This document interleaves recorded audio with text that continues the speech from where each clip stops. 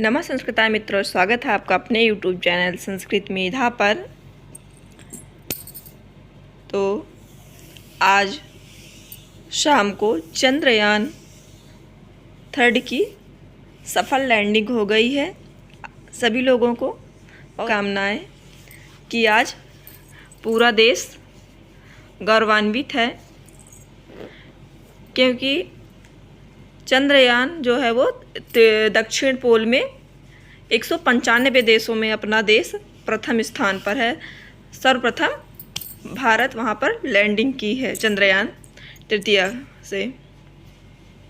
तो आज बहुत खुशी का माहौल है। देखते हैं अब अपना सब्जेक्ट। तो समास में चल रहा था बहुव्रीहि समास, तो समानाधिकरण बहुव्रीहि हो गया था। आज हम लोग व्यधिकरण बहुव्रीहि का अध्ययन करेंगे। व्यधिकरण बहुव्रीहि के दोनों शब्द प्रथम विभक्ति में नहीं रहते, केवल एक रहता है। इसमें जो है दोनों शब्द जो है प्रथमा विभक्ति में नहीं रहते हैं, सिर्फ एक रहता है और दूसरा षष्ठी या सप्तमी में रहता है। केवल एक शब्द रहता है जो कि प्रथमा में रहता है और जो दूसरा पद होता है वो षष्ठी या फिर सप्तमी में होता है। उदाहरण देखते हैं, उदाहरण के माध्यम से हम लोग समझते हैं। चक्रम पाणो यस्य सः बराबर चक्रपाणी, इसी प्रकार चंद्रशेखर, चंद्रकांति इत्यादि उदाहरण हैं। तो यहाँ पर जो चक्रम है ये प्रथमा है और पाणो जो है वो षष्ठी है, तो चक्रपाणी होगा। इसी प्रकार चंद्रशेखरे यस्य सः चंद्रशेखरा होगा, चंद्रकांति भी इसी तरह बनेगा। तो ये सारे उदाहरण व्यधिकरण के हैं, चक्रपाणी, चंद्रशेखर, चंद्रकांति। आगे देखते हैं क्या दिया गया है। नीचे लिखे बहुव्रीहि भी कभी कभी पाए जाते हैं, मतलब इन शब्दों में भी बहुव्रीहि समास होता है।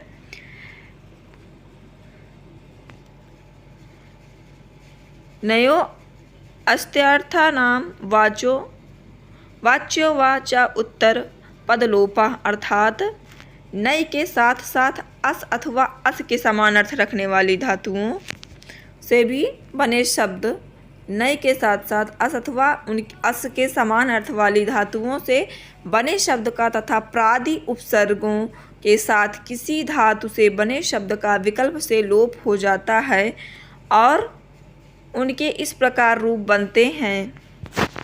अर्थात प्रादि उपसर्ग के साथ किसी धातु से बने शब्द का विकल्प से लोप होता है। तो शब्द देखते हैं हम लोग कौन से। जैसे अपुत्रा है तो अविद्यमान पुत्र यस्य सः, तो अपुत्रा होगा। जैसे पूछ लिया कि अपुत्र में कौन समास होगा, तो बहुव्रीहि समास होगा और ये व्यधिकरण के अंतर्गत आएगा। अपुत्रा जो है व्यधिकरण बहुव्रीहि समास के अंतर्गत आएगा।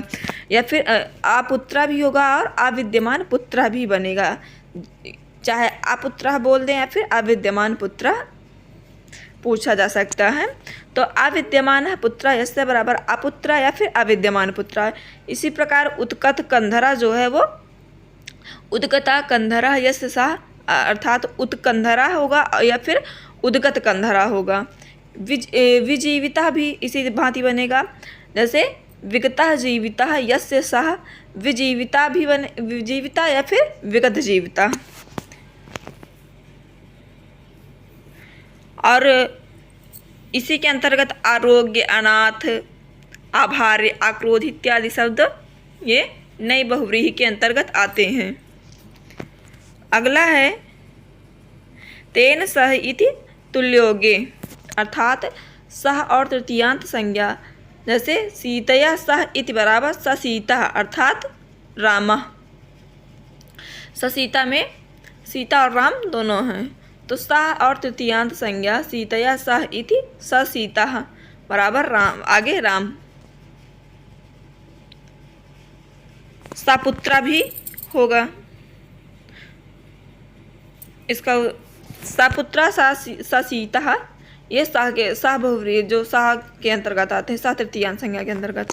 अगला है बहुव्रीहि बनाते समय नीचे लिखे नियमों का अध्ययन, नीचे लिखे नियमों का ध्यान रखना चाहिए।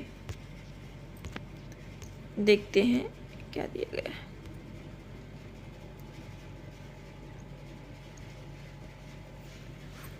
अर्थात समानाधिकरण बहुव्रीहि में यदि प्रथम शब्द पुल्लिंग शब्द से बना हुआ स्त्रीलिंग शब्द जैसे रूपवद, रूपवती, सुंदर, सुंदरी। जैसे प्रथम है रूपवत, दूसरा रूपवती है, सुंदर जो है वो पुल्लिंग है और जो स्त्रीलिंग में सुंदरी होगा। किंतु उकारांत ना हो और दूसरा शब्द स्त्रीलिंग हो तो प्रथम शब्द का स्त्रीलिंग रूप हटाकर आदिम रूप अर्थात पुल्लिंग रखा जाएगा। समानाधिकरण बहुव्रीहि में यदि प्रथम शब्द जो है वह पुल्लिंग शब्द से बना हुआ और स्त्रीलिंग शब्द हो किंतु उकारांत ना हो और दूसरा शब्द जो है वो स्त्रीलिंग हो, तो प्रथम शब्द का स्त्रीलिंग रूप हटाकर आदिम अर्थात पुल्लिंग रूप रखा जाएगा। मतलब जैसे स्त्रीलिंग है तो उसको पुल्लिंग में हम लोग परिवर्तित कर देंगे। उदाहरण देखते हैं तब समझते हैं। जैसे रूपवती भार्या यस्य सह रूपवत भार्या, या फिर रूपवती भार्या नहीं होगा क्योंकि यहाँ पर स्त्रीलिंग नहीं होकर के यहाँ पर पुल्लिंग में रखा जाएगा। तो रूपवती को हम रूपवत जो है वो पुल्लिंग में होगा, तो रूपवती का रूपवत में करके रूपवत भार्या होगा। रूपवती भार्या यस विग्रह होगा, रूपवती भार्या यस्सा और शब्द बनेगा रूपवत भार्या। रूपवत जो है वो पुल्लिंग में आता है, रूपवती स्त्रीलिंग में आता है। आशा कर रहे हैं समझ में आया होगा आप लोगों को। अगला है, इस उदाहरण में समास का जो प्रथम शब्द रूपवती था और द्वितीय जो भार्या, प्रथम शब्द रूपवत पुल्लिंग से बना था और उकारांत नहीं था। रूपवती जो था वो उकारांत नहीं था, इकारांत था क्योंकि यहाँ पर इकार है। रूपवती इकारांत था तथा द्वितीय शब्द जो भार्या है वो स्त्रीलिंग में था। द्वितीय शब्द जो है वो यहाँ पे भार्या जो है वो स्त्रीलिंग में है, इसलिए प्रथम शब्द का पुल्लिंग रूप आ गया।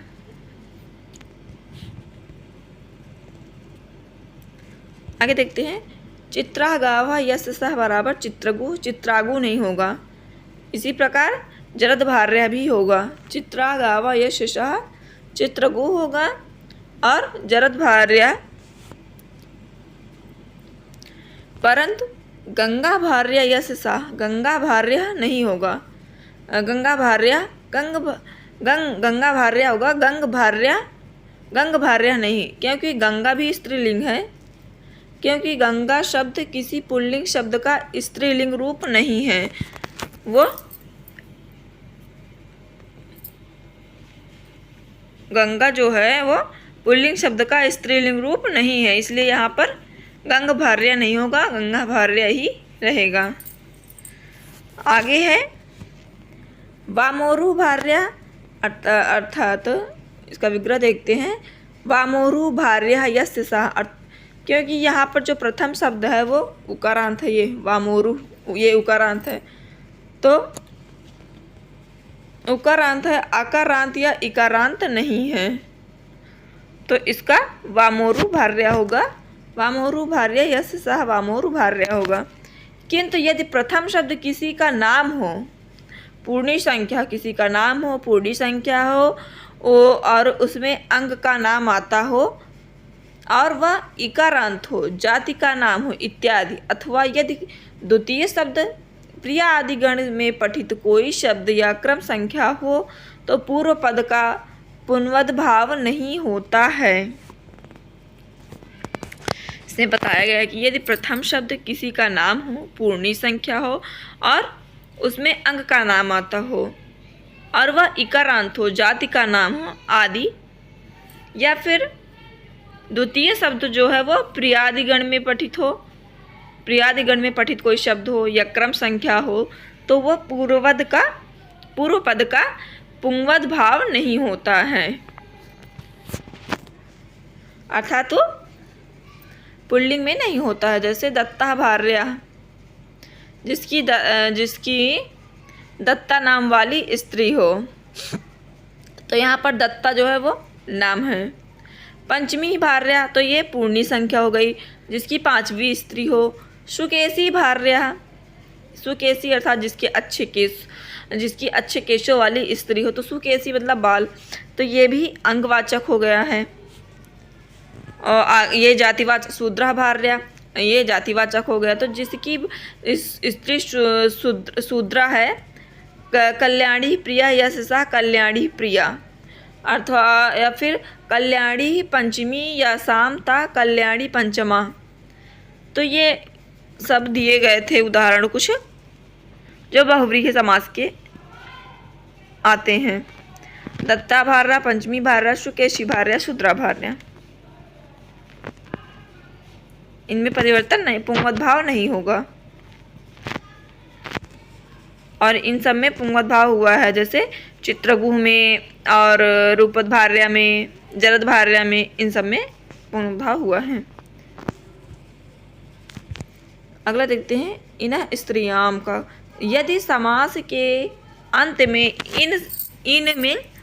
यदि समास के अंत में इनमें अंत होने वाले शब्द आवे, समास के अंत में इनमें अंत होने वाले शब्द आवे, और यदि पूरा समास स्त्रीलिंग बनाना हो, यदि पूरा समास स्त्रीलिंग बनाना हो तो नित्य कप प्रत्यय जोड़ दिया जाता है। अगर पूरा समास जो है वो स्त्रीलिंग में बनाना है तो नित्य कप का अर्थात का प्रत्यय जोड़ दिया जाता है। जैसे बहवः दंडिना यस्याम सह बहुदंडिका, बहुदंडिका अर्थात नगरी, तो ये स्त्रीलिंग का, बहुदंडिका जो है वो स्त्रीलिंग का शब्द हुआ। बहवः दंडिना यस्याम सह, तो यहाँ पर कप प्रत्यय जोड़ा गया है तो बहुदंडिका हुआ।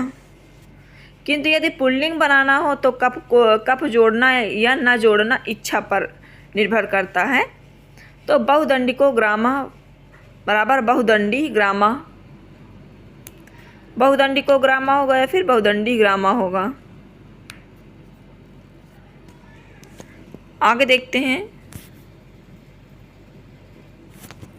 यदि नदी संज्ञक पद अथवा ह्रस्व ऋकारांत पद उत्तर पद रूप में हो तो समासांत कप प्रत्यय जुड़ जाता है। जैसे कल्याणी पंचमा यस्सा कल्याणी पंचमी का पक्ष, अर्थात नदी संज्ञक पद हो या फिर अथवा ह्रस्व ऋकारांत पद उत्तर पद रूप में हो, अर्थात प्रथम नहीं जो द्वितीय उत्तर बाद में होता है वो उत्तर पद में हो तो समासांत कप प्रत्यय जुड़ जाता है। जैसे कल्याणी पंचमा यस्सा बराबर कल्याणी पंचमी का।